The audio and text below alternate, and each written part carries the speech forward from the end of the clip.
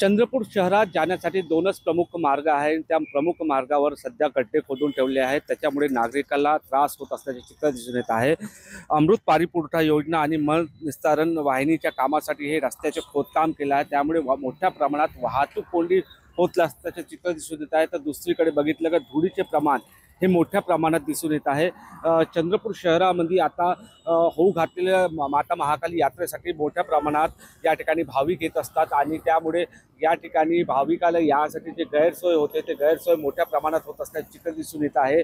आणि आपण बघू शकतो विविध भागामध्ये चंद्रपूर शहराच्या जे मुख्य दोन मार्ग आहेत त्यामध्ये मोठ्या प्रमाणात खोदकाम केला, त्याच्यामुळे धुळीचे प्रमाण देखील मोठ्या प्रमाणात दिसून येत आहे।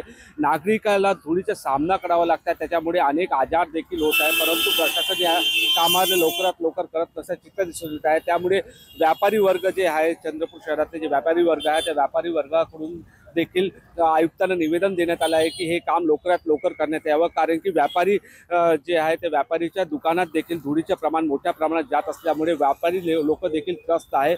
आता चंद्रपूरकरांची वाट आहे की लवकरात लवकर हे काम पूर्ण करण्यात यावं आणि धुळीचे प्रमाण कमी करण्यात यावं, हीच मागणी आता चंद्रपूरकर करत आहे।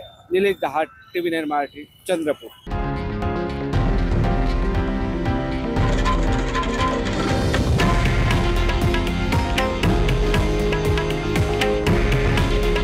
हे आहे देशातील नंबर 1 न्यूज नेटवर्क आणि आपण पाहत आहात TV9 मराठी।